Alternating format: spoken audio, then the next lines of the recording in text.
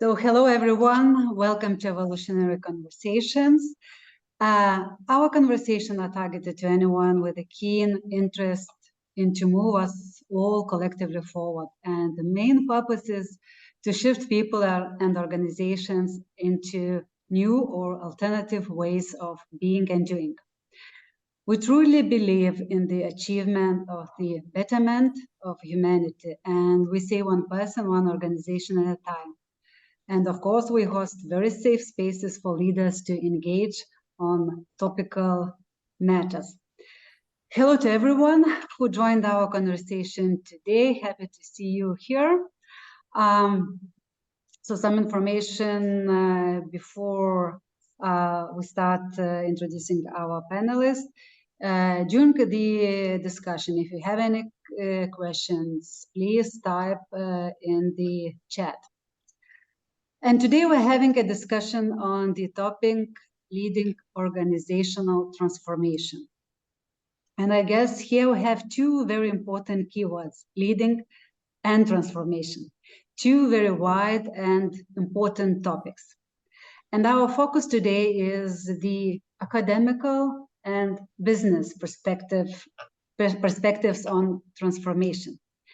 So let me introduce our first panelist, Gabriele Gedutiene, who has a huge and long experience in driving business excellence and transformation. She has deep knowledge in Six Sigma, Agile, continuous improvement, and change management. Working and making transformation in banking, telco sectors, helping with the transformation and processes in such big corporations as Telia, Swedbank, DNB Bank, AG.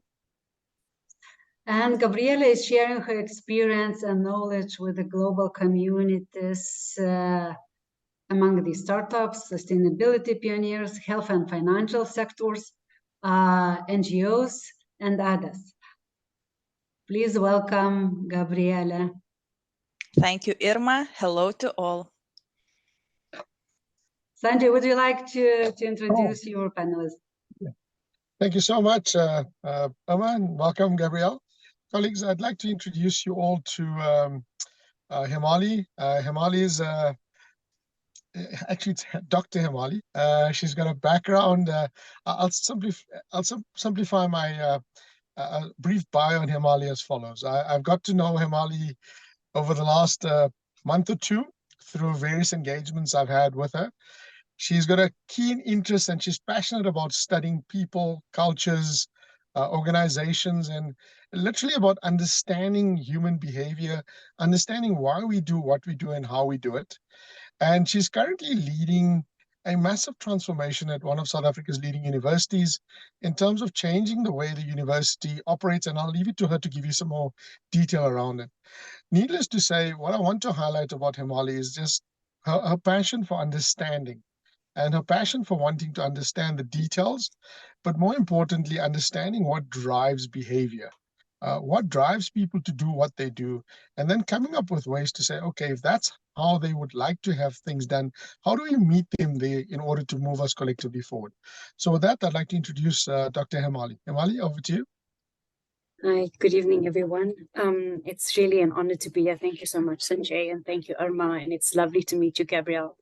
When Sanjay and I first spoke about this, I was like, nah, I don't think I am qualified to even speak on change and transformation. And then he said, think about it.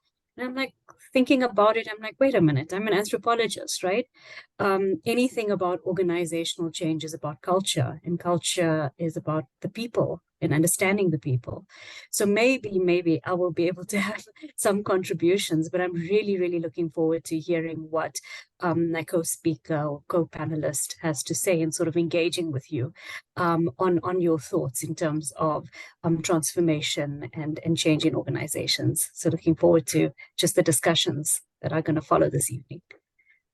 Thank you. Thank you, Hemali. Leading organizational transformation is is a quite complex and critical role that I guess involves guiding an organization through significant changes. First of all, in its structure, processes, culture, and strategies. So here's my question. In your opinion and in your practice, which one of my mentioned parts of transformation is the most important and why? And it's quite a tricky question, I know. Or where should we start in this complex transformation journey? Who would like to start? Hemali? I'm being put there first. Look, I will go for culture. I know strategy. I mean, everyone knows that. I think it's Peter Drucker's famous quote that culture eats strategy for breakfast. So, culture is an essential part of transformation and change.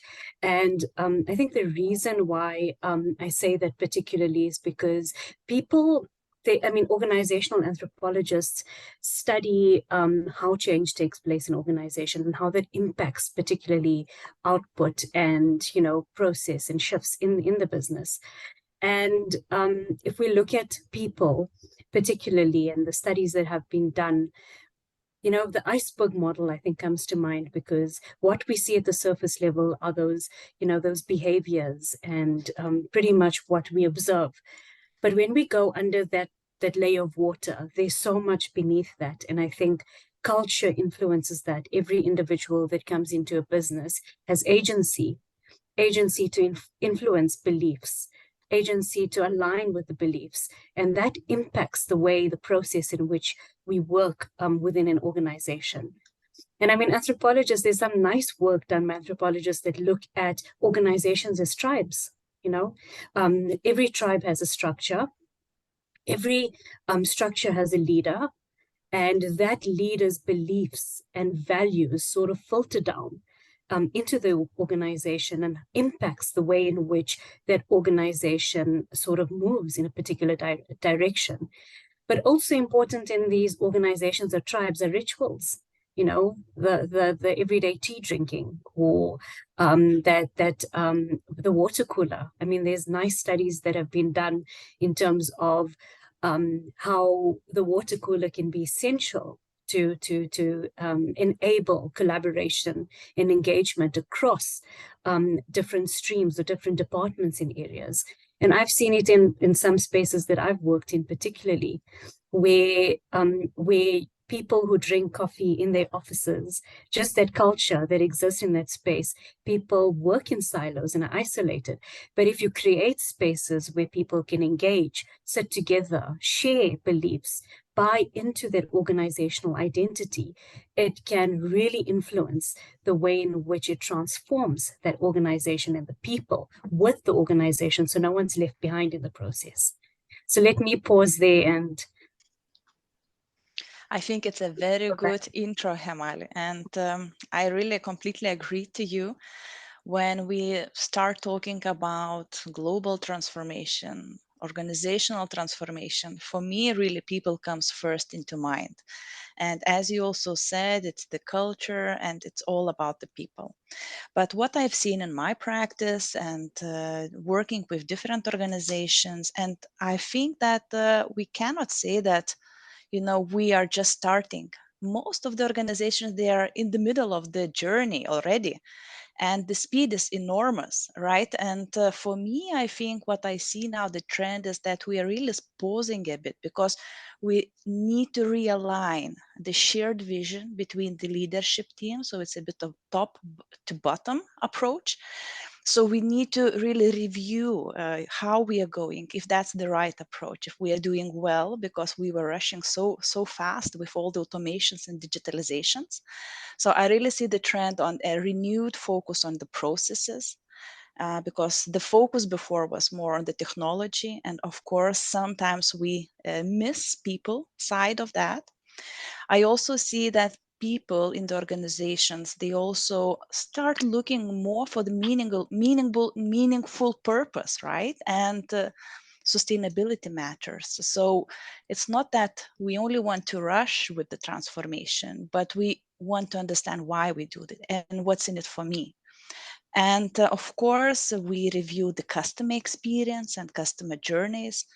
And I think what I also see really the next generation operating model, as you said, working in tribes, having a clear structure.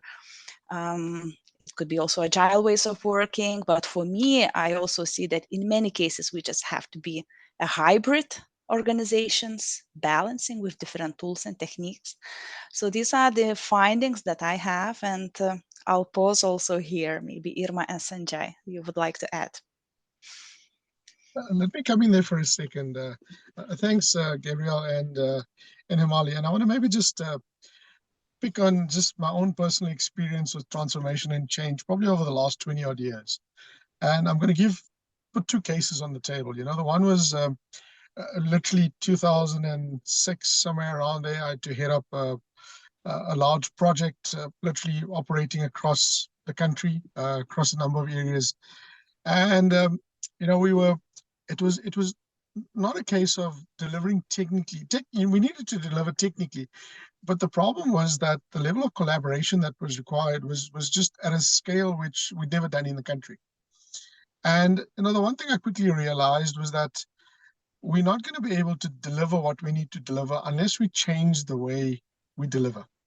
And what do I mean by that? It's a case of, well, transforming how we collaborate, transforming how we co-create, and because that's the only way we're going to deliver things correctly and deliver in a manner that that would serve the country. And what stood out for me in that entire exercise, and I'm picking on what you just said now, Gabriele, was the importance not of telling people what we need to do and what we need to accomplish, but why we need to do this. And you know, the importance of this transformation and this journey that we're embarking on, one, just painting a picture and saying, this is what it means societally. This is what it means for the country. Yeah. This is what it then means for each individual in the country. And this is what it means for you in terms of the space in which you operate. And, you know, it's all about people. Yes, you know, you could drive all the other aspects, but if you don't bring the people component on board and literally start with clearly defining why you're doing what you're doing, why it's important from a larger perspective, and then bring it down to the individual. Literally, you know, there's no chance of you succeeding in anything, because then people are working from an instructive base where you say, do as I say because I say it, as opposed to, here's why we need to do this, and you get people with passion coming on board. So that was the one, you know, the let's just say the larger project that I worked on, and that was over 3.5 years. And literally, we brought together potentially about just over 40,000 people across a number of institutions to actually collaborate and deliver on that project. So that was probably the largest scale that I've worked on in terms of bringing about transformation, working with people and delivering on something. And I'll give another example as well, also talking about change. Over the past 3 to 5 years, I've had the pleasure of working with a number of startups around the world, and also running a number of hackathons. And, you know, it was quite interesting. The first time we ran a South African hackathon, you know, I think it was in the future of education. And we were like, okay, we'd like to run this hackathon. We'd like to bring people around the table. And it was a case of, now, hold on here for a sec. Well, I've done this before, but I have a team of people that have never done this before. You know, we've got to deliver this event. We've got literally 10 weeks in which to do it. How are we going to do it? And literally, it's a case of, you know, everybody's coming to the table, but everybody brings a unique set of skills. They each bring their own context to the table, their own abilities, and they bring their own mindsets and ways of being. And the question is, how do you collaborate and bring this team together in order to deliver? And then on top of it, you know, I like to use the saying, I learned it from a colleague of mine, Andrew Johnson, who keeps on saying, you know, sometimes you need to design the jet as you're flying it. And it was like a massive transformational process, not at an organizational level, but in terms of the number of people that I was working with, and literally as a group, transforming how you engage with one another, how you collaborate, how you co-create in order to land the event. And again, the same principle as in the first large-scale transformation or change comes to mind, in that it wasn't pulling people together that says, this is what I want, you know, this is the what. But it was a case of saying, well, we need to literally have a serious conversation about the future of education in our country. You know, our country, our youth, our children are dependent upon the thinking, the ways of being and doing when it comes to education. Now, who can we pull around the table to help us solve this? And, you know, it was that literally drew everybody else together. So it's the why component of it that I think is the beginning of any change and transformation. But like Hemali and you've highlighted, you know, it's truly leveraging the people within that and taking them along that journey. Yep. I'll end off with this, perhaps a question, and I saw there was a hand raised as well. So in taking people along a change or a transformation journey, where do we begin? You know, so we've clearly told them this is why we need to do it. This is what's the bigger impact. This is what's in it for them. And they've bought on board. Well, then what? What's that first step that you guys have found that you take after you've created this context in order to start, you know, bringing people along the journey? I'd love to hear your views on that. Thank you. Gabriele, Good question. I think you also have had some comments already. So if you want to comment on what Sanjay said before, Yeah. please, and Okay. And then the question. So very quickly, I think that's the best part of my job, really what I do, to help people to find this common ground, to help them to understand why we need it. So really to build the trust and this psychological safety in the room, in the team, so that then we can start collaborating. And Sanjay, you mentioned also, you know, that you had a new team, you know, nobody did that before. So building like a new jet, I think that's a common practice, you know, but I would take most of that because diversity in the team for me is a benefit really. And of course, sometimes, you know, we might feel not so comfortable with being different people, but at the same time, we learn so much from each other and we can take a lot out of that. But then coming back to your question, where to start? For me, of course, firstly, I always start with alignment. Where are we? Because only from having a foundation, this common ground, we can think of where we want to be, what's our North Star, and how we're going to move it. And I think that it's very important from the as early as possible to engage people from the teams that will be the key in the journey. So, you know, even if we don't have full roadmaps in place, let's say not too still, you know, engaging as early as possible, talking, getting their opinions, inputs. It also helps to bring build the relations and build the trust. So simple as that. As you know, Jamal, maybe over to you. Thanks, Gabriele. Really nice answer. I think mine is pretty much aligned with yours in terms of it's so important to communicate the what are we doing, the why we're doing, and then the how we're going to do it. So I'm busy in a change management project right now within the institution that I'm at, and it's an entire system change, which means it influences every single person within the institution. And we treated it as a hearts and mind project, so that you constantly clear on the process, where we're going, what is that roadmap, how are we going to get there together, and what is your role? No matter where you're sitting in the institution, what is your role in this project? Because the minute we buy into this as a collective, it becomes ours and it's not mine or yours that's driving this. And then the Hearts Project is really that the anxiety that emerges, or the questions, or the uncertainty, or the excitement, and ensuring that every step of the way there is clarity on how, you know, you're not in this alone and we're in this together, and establishing that trust, but establishing that sense of support as well, or letting the teams across the board and across stakeholders understand the value that their role plays in this, but they support it and they're not in it alone. And I think that's critical. So the hearts and the minds, I think, is how the first step I would take, or we taking through this project. I can only echo again, completely agree.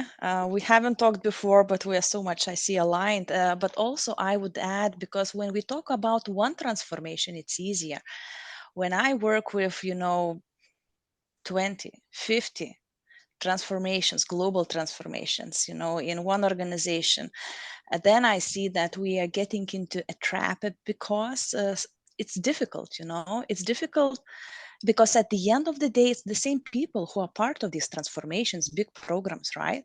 So we really need to be very sharp on the message, on the communication, and, what's in it for you as an employee, and what's your role then in this, so in so many transformations in the organization. So it's easier to look from one transformation, but when it's many of those, so really helping people to understand why we do that, and that there is a sequence of those, transformations also, and priorities, setting priorities. I think it's also very important. Josh, please. Hi, good evening, everybody. Good evening. So I think what you've all just said has resonated so much with me. And I think maybe just to reflect on some of my experiences, I guess it all comes back to the stakeholder relationships. Again, where does transformation start? And what are typically we get very naive at board level. We just bring out the KPIs and we said, this is what we're going to do. And if the business is not performing, it's more P&L related. And, how do we sort of cut costs and restructure as the first thing. But the people aspects, what you've all spoken about, is phenomenally or fundamentally important. And I think it all comes back to the inclusion that you also speak about in terms of embarking. So, maybe it's clear the organization's struggling, etc. So the why part is sort of laid out. But, when it comes to the person and the personal touch around the fear, what does it mean for me? And that role play, as you said, am I going to be out of a job? How do you sort of negate some of those tensions? And it might not even really be around people and people structures. We talk about techs and now with AI, and now we need to be an agile organization, and we're going to be doing a lot of IoT stuff and this and that. But people, the fear sits in them to say, gee, what does this all mean for me personally? Am I going to be out of a job?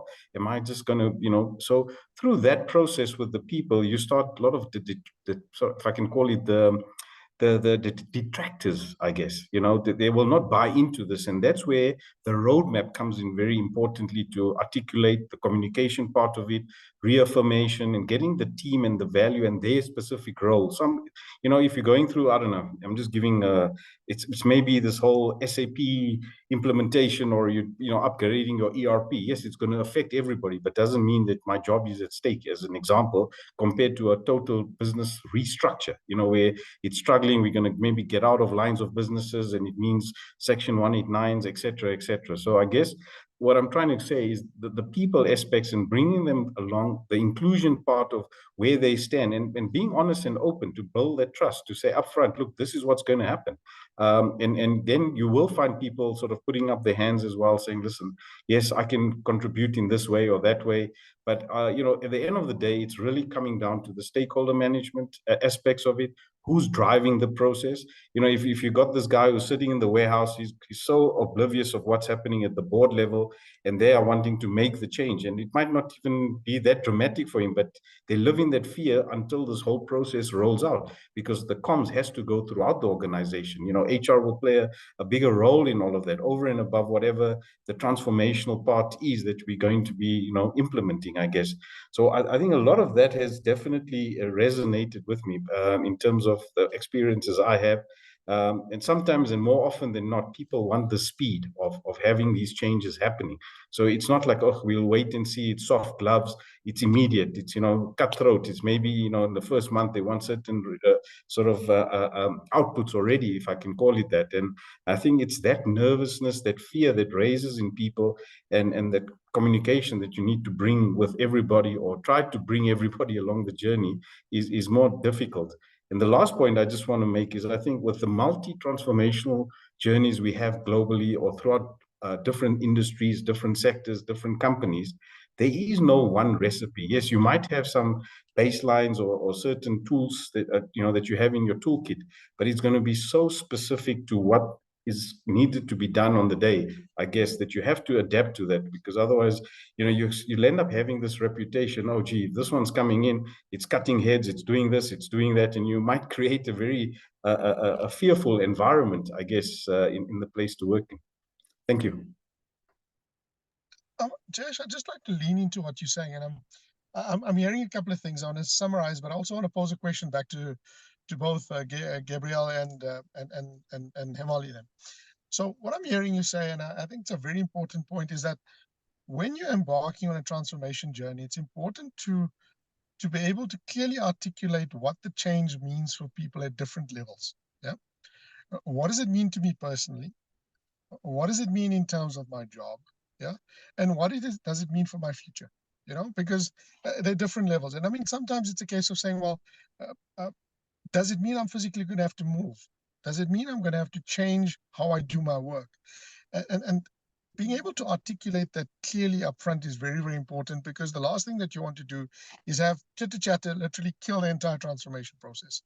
So, yeah. I mean, that's a very key point that you're raising there, is just not just saying, guys, we're changing, and this is the reason we're changing, but literally being able to break the change down and saying what it means at different levels for people in the organization.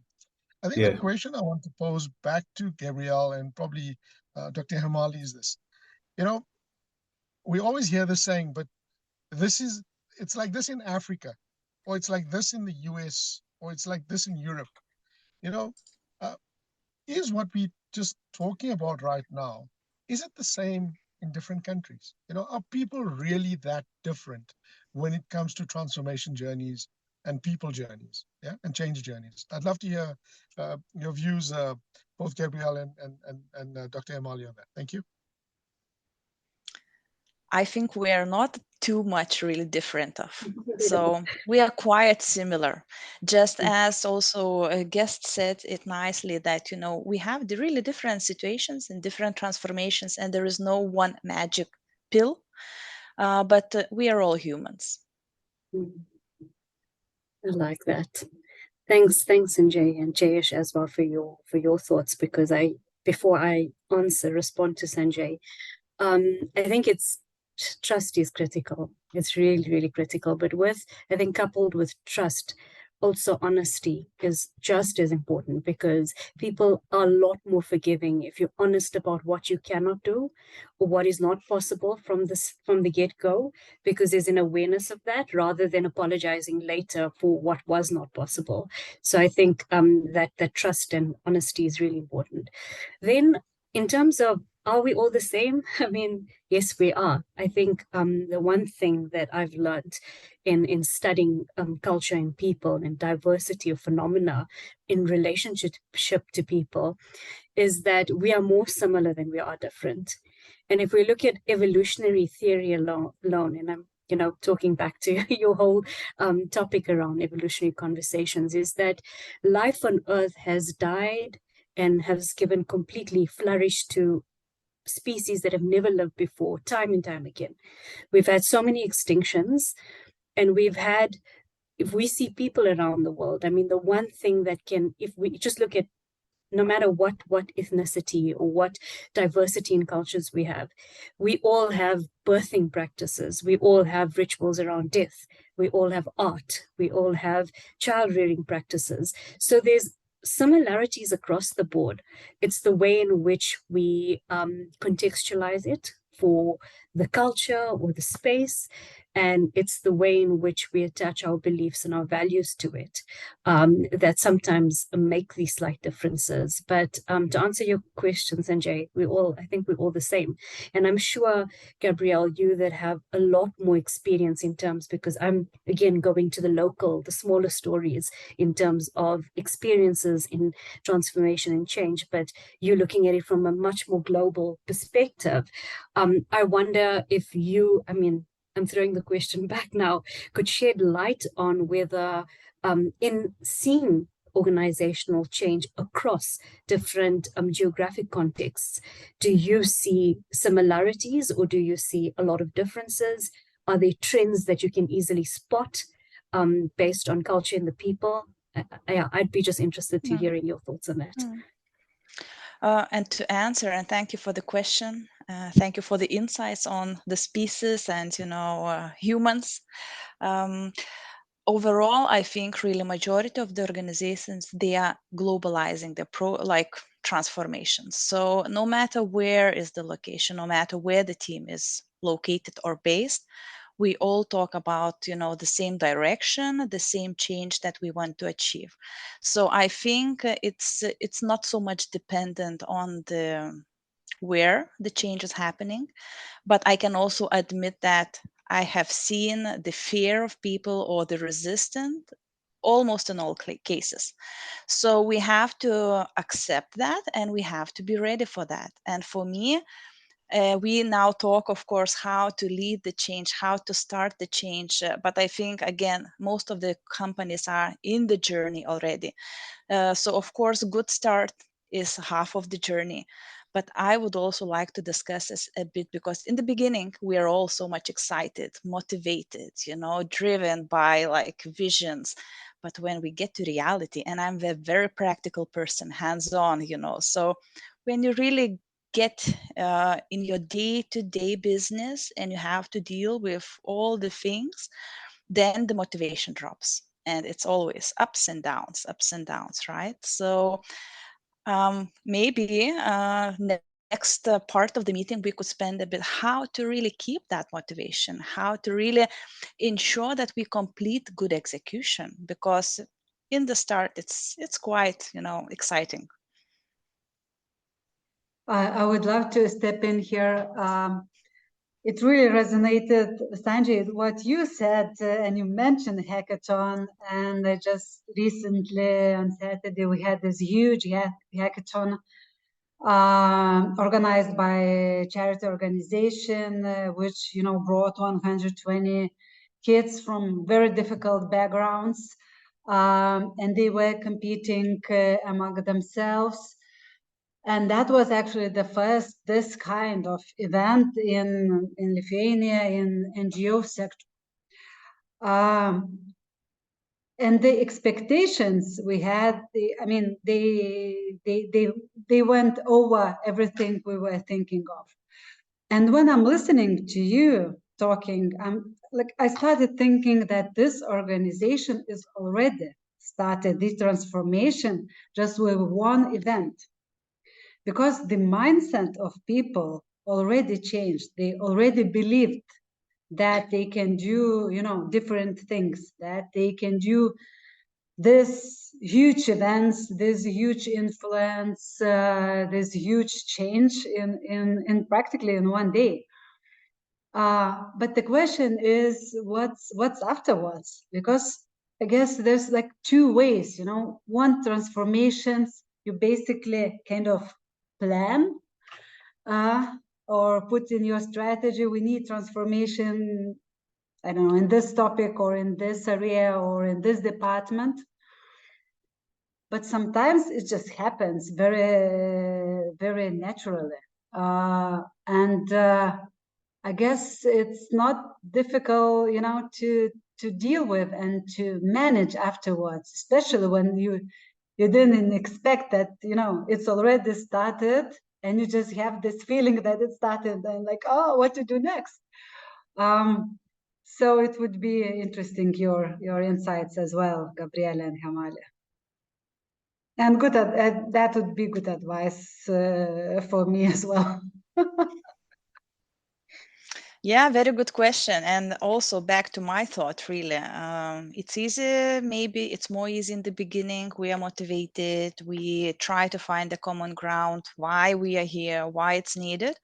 But then what's next, right? Because we have to deal, we have to execute. And, it's difficult because sometimes it's not going according to the plan. But still, I think the next step is really to plan. So plan the activities, to share responsibility, to share the roles in the team, who will be doing what, how we're gonna meet, how we're gonna still continue working all together, so build all the good routines and the teams, so that we follow up on the progress. And for me, I already also, I had a training today, which I facilitated the full day, again, about the continuous improvement. And I think that really sometimes things don't go according to the plan, but then be honest, accept and admit that, talk to your key stakeholders and take some actions. Again, it's about risk management for me. So things happen. It's life. It's again a very interesting part, I think, of the transformations. And you never know how, and maybe we will find another path, which is again very exciting and useful. So it's a very interesting topic, quite deep, and again, wide, I would say. Many lessons learned. Okay. Thank you for your question, I think my response is positive. Like sometimes getting people to change their mindset is the most challenging part. And if they've taken as a team the first step forward, it's like, whoa, half your work's already done because they ready to jump in. And that roadmap and the way forward is the most important thing, part of the journey, is that clarity and that vision, but working in what the milestones and rewards, because as we get there together. And how do we celebrate getting there together, you know? I mean, it takes long for people to change those mindsets. But if they've already done that before your project's even started, I think that is so positive, because you already doing so much in the background that you don't realize it's changing mindsets. And then it's about reaffirming that clarity and, you know, paving the journey in that way forward. And maybe one more very practical advice from my side. Let work in baby steps or small step-by-step approach, you know. So I know we talk in many cases about big transformations, but still try to find the way, you know, piece by piece. And then it's so also rewarding to see that one piece is over and we did it and we celebrate that. So celebrate the success with the team and let's move on step by step. So I have a question, and I think it's for everybody on the call. Is there some unique challenge that any of us faced from a change or transformation perspective that we perhaps want to put on the table and have a conversation around how we would have perhaps dealt with it, looking at it from a different set of eyes? Yeah. You know, be it something, you know, you had a bit of a challenge with an executive, be it something simple as in a user type of transformation change. I mean, I'd like to hear about that, because I think, you know, too often, in my experience, especially with transformation work, is that, you know, we focus very much on the big picture and the high level. But the truth of the matter is that when things start to untangle, they start to untangle at a grassroots level, small little things that start bubbling up. And before you know it, you know, there's a massive transformation is put at a halt because of something simple that should have been done at some point in time, you know. You didn't bring somebody along, or there was something small that that needed to be done that wasn't done. And I'd just like to hear, you know, examples, if, you know, what you've experienced, or have you experienced something like this and how you've potentially dealt with it. Thank you.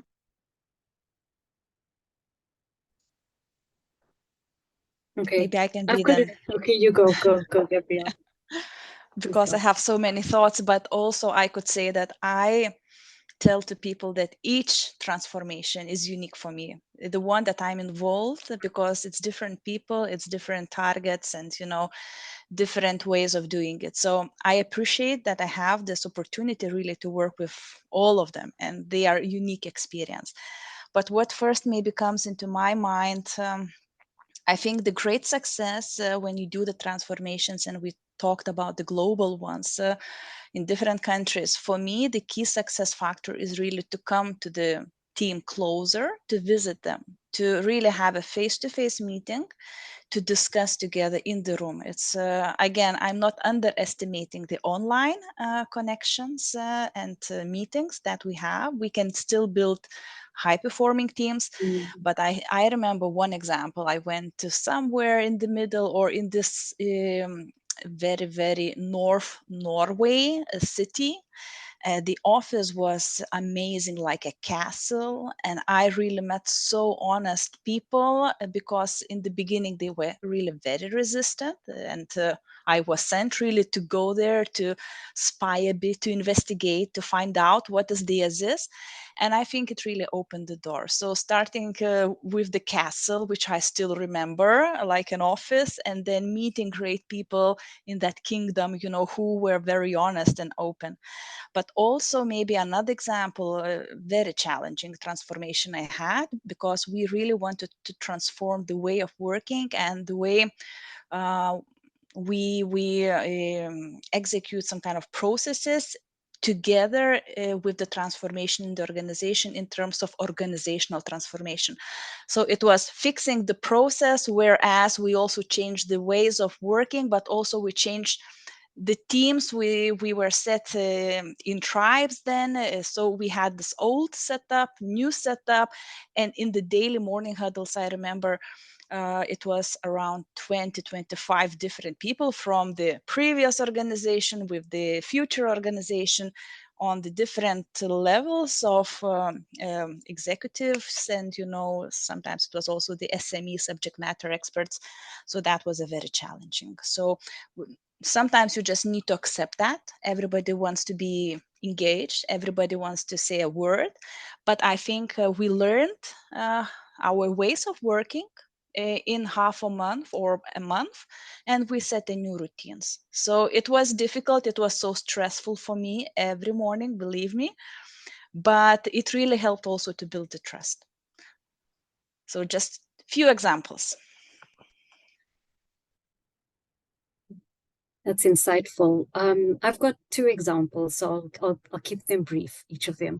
The one was where we got quite a wake-up call. So this change project that we've got to implement should be a 2-year project that we've had to do in 4 or 5 months. So it's very, very stressful, and we're in the middle of it right now. I think for us, the one thing that our team, the core team driving this project, overlooked, for example, because of the pressure and the deadlines, we didn't think that we should brief everyone in a detailed way about the project, which was a big mistake on our part, because rumors started to develop all sorts, and the rumors were coming from within the core team, because we did not bring the entire team in to say, look, this is the project, this is the scope of the project, this is where you fit in. Even though you're not in the other streams of the project, this is what is happening. And I think that was a huge mistake on our part, because there were rumors that were developing. People didn't understand the process. So because they didn't want to look like they didn't have any confidence, they would just respond, and the response wouldn't be the correct response. So that was an eye-opener, and the way in which we sort of shifted away from those sorts of scenarios is created liberating structures. We use teams and WhatsApp groups so that even though you're not part of the migration team or the technical team, you still know what's happening across the board. And I think that has helped a lot, where there are people sitting in and jumping in across the board and part and parcel of the conversations. The other example is one where, because we have to migrate and so much is happening in the coding space, what was supposed to be like a mass download and a mass uploading of content, we realized was not possible anymore. So that means we had to get a team together to manually take over like 4,700 sort of modules of content and so forth. So that became really, really stressful. And I kept saying to myself, you know, there has to be a world. We live in a world with AI. There has to be a code that we can write. And I kept going to the technical team. Can you not write a code? There has to be a way that we can make this process easy. And they kept saying, no, it's not possible. The one morning I was sitting and I got really frustrated. And this was 3 or 4 weeks later, in ChatGPT.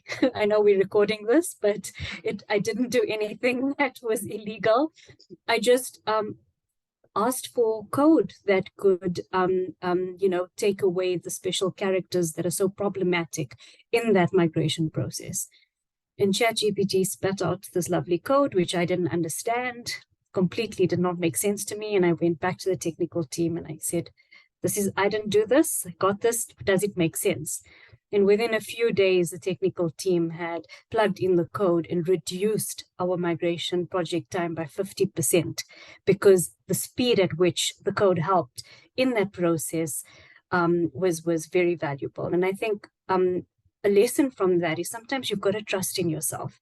Your team might not feel the confidence or might be trained in a way that keeps them in confines of this is the right way to do it, or maybe no is part of the answer.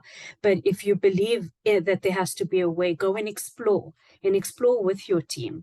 And you can find a way together that really excites in everyone. I think the moment for the entire group, the people that it enabled to help speed up the process, because it's such a mundane job to have to take content over, was so excited. They actually felt valued that the other team is doing something to help them. And we had more of a connection between the teams than we had at the start of the project. So yeah, those are my two stories. I think they were a little bit longer than they should have been, but I'll stop there.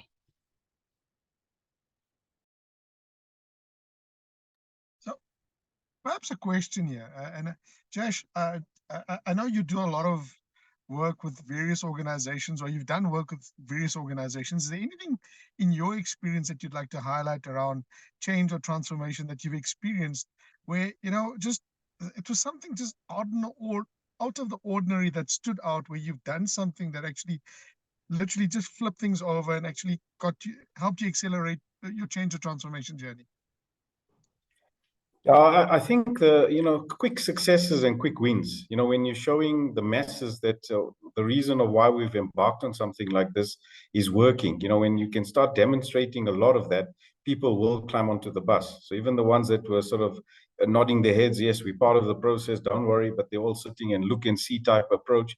I've even had a case where, one of the sponsors on some of these transformation projects had a change of heart or a different mindset halfway through the project, because there was different pressures from the board or whatever that might be, and they pull the plug differently, and it impacted people, and that's what's not there. All of a sudden something happens, and that's why I keep going back to this whole stakeholder, including the board, etc., that at their level of what they want and how it impacts downstream is very different. And yes, it's maybe if it's split into different project functions or teams or areas where you want the transformation happen and just focus on there, you have a start date and end date, and it's an as is to a to be type of a state, and people understand it. But if halfway through the process where things get changed or there's a shift in mindset, it sort of dilutes the trust that you created, and it goes back again to how you communicated up front, where you said, listen, don't worry, you might not be impacted, but guess what, and they are on board, and they are fundamentally the people that we might even have to retrain or get rid of or even move somewhere.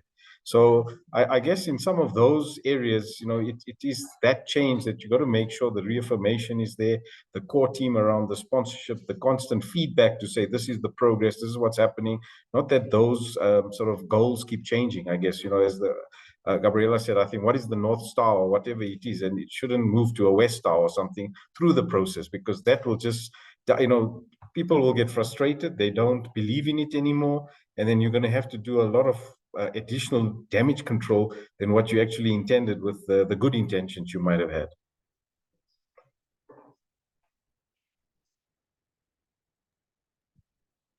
I saw two hands from Gabriele and then Hemali. Over to you guys. I think let Gabriele go first, because Jayesh's thoughts sort of brings up other questions for me. So let Gabriele go first. I'll be quick, just to come back also to the comment and very good insights. I also think that we focus a lot on the communication, but coming back to the people, what also matters a lot, how we build the desire that they want to be part of the change and the transformation, but also how we train them to work with new systems, new processes, and trainings is a key, and after trainings we need to support them to ensure that there is a hypercare period, and so that we don't leave them. So guiding, taking a hand, showing how it works, and communicating, of course, in the beginning a lot and during the journey, but also there are even more activities that needs to be done. So just a quick comment from my side. Right. Thanks. I just wanted to ask a question to the experts here in the room. I think, Jayesh, you got me thinking about what happens if your values do not align with the project anymore. What happens in that case? But you are a driver of the project, and it does influence the way you feel and see the project in many ways. What do you do in such circumstances? Has anybody had that sort of experience?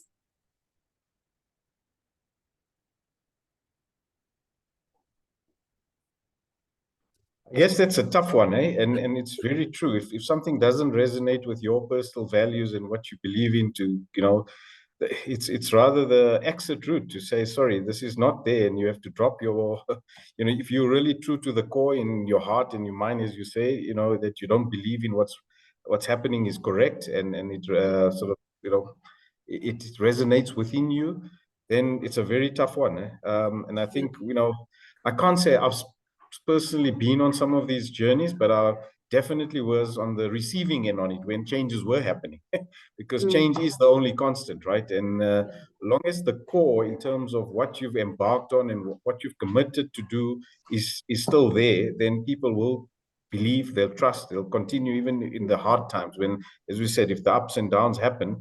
But it's a tough one when you being the champion in terms of driving the transformation where it doesn't reside in you, then I think you got to be honest with yourself and with everybody and do the right thing. I think it's a tough one. And I think when you're not authentic, people see right through you because you don't feel. No, you'll be exposed and immediately. You become a risk to the project in itself. 100%. Thanks for that, Josh. Yeah. Very good question, really. Yeah, let's not fake it. I would like to add here. I think I have unsuccessful actual story where the transformation was needed, and the organization, very old organization, people working there 15, 20, 25 years, so around 80% of the team, and of course new employees, new team is coming, with the will, with the excitement to make things better, but there's no any support and will basically from the board, from the CIO. And I guess that's where, if you are among those 20% of this new who came, I don't know, a year ago or a half a year, basically you just need to leave. So that was actually the story. This part of the team just left the organization because they couldn't make any changes there, and they didn't support the way they were organizing and basically doing things. So I guess the leadership and the will of the board is crucial in every organization. And I do believe that transformation starts there. What Gabriele just said before, from top to the bottom. You can't do really transformation or start that transformation from the bottom. You need to have this support. Also, another thing is values. I think before an evolutionary conversation, Sanjay, you see, every time we are coming back to the question and topic on values. And I guess every person comes with its own personal values. And if they don't fit our organizational values, well, sorry. And I think values, organizational values, really play a huge role in transformation. I just want to add on to something. Sorry, I dropped off there briefly because of connectivity. We're talking large-scale transformation, but actually I talk about a small-scale change. So about 3 years ago, I had an opportunity to literally coach and mentor a startup team. It was probably about 8 to 10 odd people. And, we were going down a really amazing path. They started delivering. We started seeing some results. And then there was a value system clash. One of the team members' behaviors, a few things they started saying, things started to change a little bit. And what was interesting was that that one event literally led to the collapse of their entire initiative in that team. I mean, so it goes back to the value, you know, we talk about values and value systems, and the importance of values in terms of cohesion, collaboration, co-creation, and literally functioning as a team, as a tribe. And the truth of it is that, you know, if we don't have a values conversation up front, yeah, what is it that's important to us? What are the norms that we need that define how we work? What are the things we're prepared to accept and not accept? And how do we deal with things when something like this, for example, comes up? And, you know, how do we work through it? I think those are very, very critical things that one has to have a conversation on at the early stages of a transformation journey. Because too often, you know, I mean, I spent the entire day at a risk conference today, and you know, what stood out for me was literally that, you know, human beings, we always like to look at the optimistic side of things. You know, what can go right, and but we never think about what can go wrong. You know, those conversations are not held as actively and as critically as they should. And value system alignment for me is probably one of those critical conversations, and that we need to chat about at the beginning of a change, and ask the question, what can go wrong from a value perspective? And then how do we deal with these types of issues from a value system perspective? Because if you don't deal with it, like I said, small scale, small team, 10 to 12 people, but literally gone within 3 to 5 weeks. Brilliant initiative, but literally fell apart. Now, if it's happening at small scale to a team like that, imagine in a large organization. Because that team of 10 or 12 people is a microcosm or a small reflection of a larger organization, because it's all it is. Now imagine if you have small groups of that taking place, and it's cancerous. So, you know, I hope that sort of maybe just plays back my experience in that space. Not a large scale one, but it once again talks back to value systems. And yeah, I think you know, it's critical in terms of change management, you know, and transformation. Is what is the value systems that we use? And just something else I want to also pick up on, Hemali, and you highlighted it earlier on, was, and for me, it's also a value. It goes back to our approach. You know, we always tend to try on tried and tested and proven methods, but part and parcel of our transformation journey and our culture change and change management journey is a case of what new norms are we forming? You know, what things are we going to do differently, and how do we bring that in? Because if you stick the same people that always work in the same way together, there's no diversity in that. You're going to get the same thinking.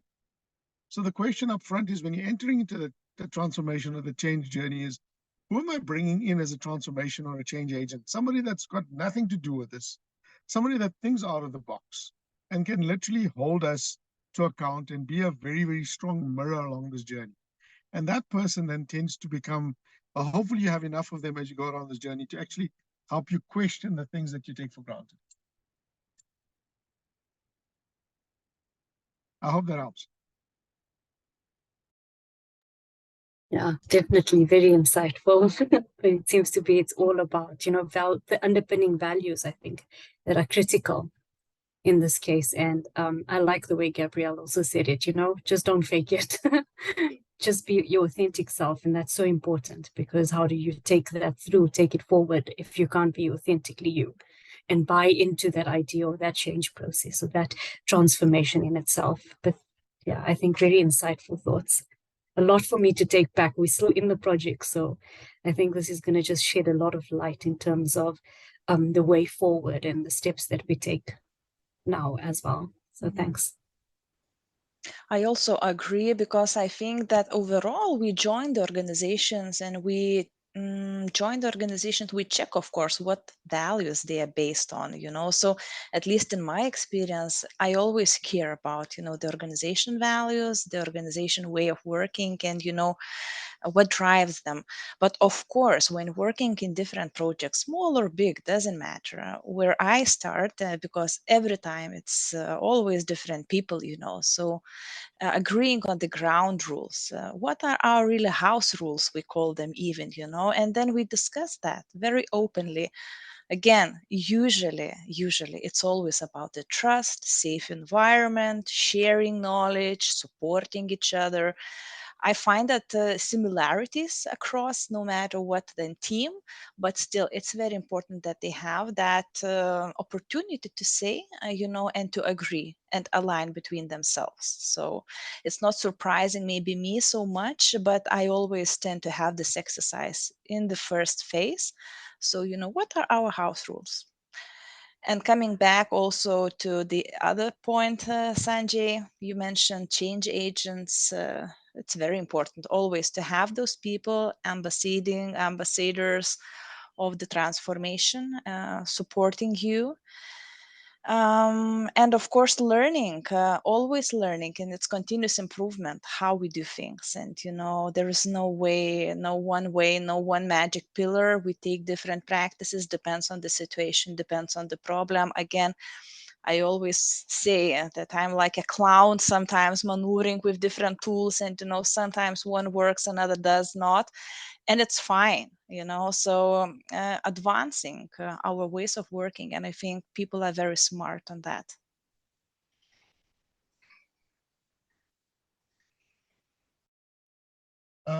So guys, I'd like us to perhaps just summarize today's conversation and just close off with perhaps maybe a question to everybody. I mean, from what I've heard today, I'm hearing I like patterns, right? And I've started to see some patterns here, right? And I'm going to frame it the way I understand it. So I think the first pattern I'm hearing about is, we can talk about change has got many components to it. The first pattern I've heard, or consistent message I've heard throughout this conversation, is the importance up front. We talk about taking people along a journey, but it's about making sure that we actually communicate and we clear about what the change means to people across various elements. Yeah.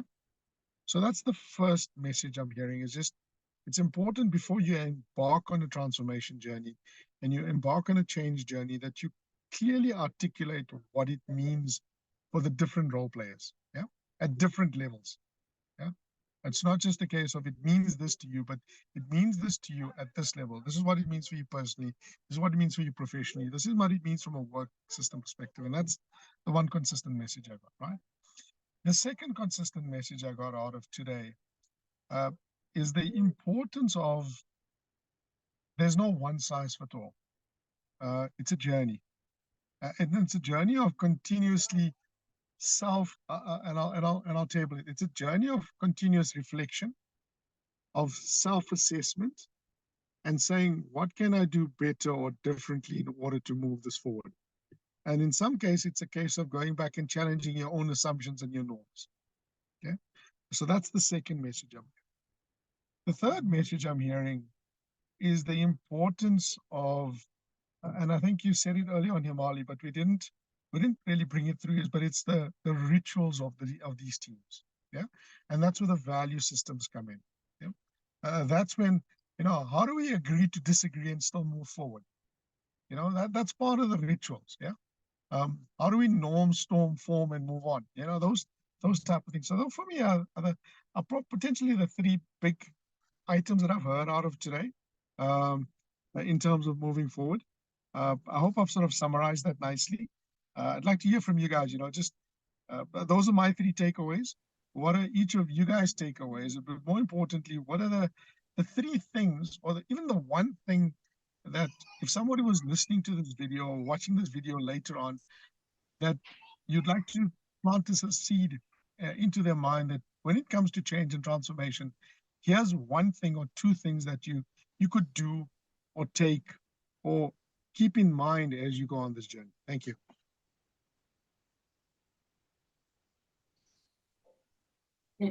I think you summarized that so well. It was just so well put together. So if the one thing, if I've got to say that what is my takeaway is the importance of adaptation, and I don't even think we got to talk about it. But I think in any process, and the most important principle of evolution is adaptation. And adaptation is important in any context, any change context.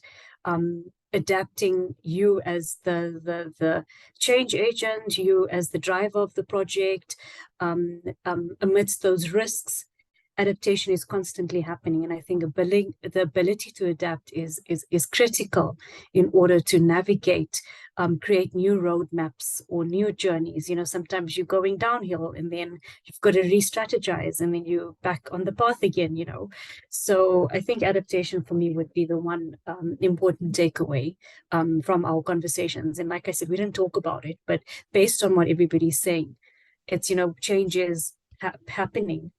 And change is constant, and change is very valuable as well, because it also gives you an opportunity to really find new opportunities. And I think sometimes we forget about how we could reset, certain things and change old ways that didn't work to new and innovative ways of working. But we need to recognize it as an opportunity first and adapt to whatever we think we want to create. So let me stop there. So if I can be next. Sure. Okay, Gabriele, please. Thanks. And Irma, then you will wrap up and summarize everything. Okay. So really, you summarized it so nicely. I feel like at home today, and thank you guys for sharing your expertise and knowledge, because it's so great also to see that we're all in the same journey and we have a lot of similarities, and it's so good to have a team and to feel the team spirit. So thank you very much. And coming back maybe to these innovative ways of working, I find that this topic also very interesting, how to really improve every time, every day. I think simple things matter. We discussed about communication, team spirit, trust, many components we discussed today. But overall, it's also a lot about the feedback. Let's be open, let's share the feedback to each other. Let's accept, it could be positive, it could be sometimes negative, but it's again an opportunity to change. And I think change again is really constant, and it's for the better tomorrow. So I'm a change agent, and we just have to accept it. So let's work smarter, not harder. And yeah. Thank you, Gabriele. I wrote 2 sentences for myself of what I've got today is that successfully leading organizational transformation, first of all, requires strong leadership.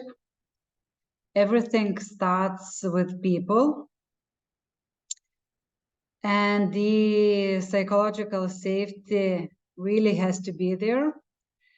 The effective communication and willingness to adapt to changing circumstances are the key things. And then I guess this journey will position the organization for long-term success and growth and change, but also execution and tribes and beliefs. And I will add from myself, huge, big passion needs to be there. I'll add one thing. And it's not just strong leadership, but it's strong, empathetic, caring leadership. Because you could be strong, but cause irreparable damage to the team of people that you work with.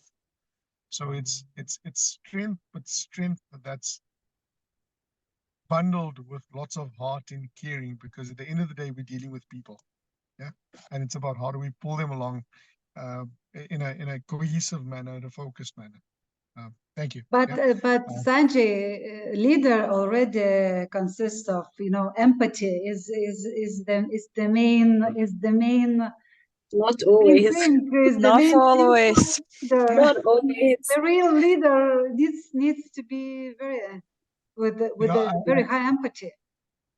Or he's just, you know, or he's just simple CEO. He's not a leader. Yeah.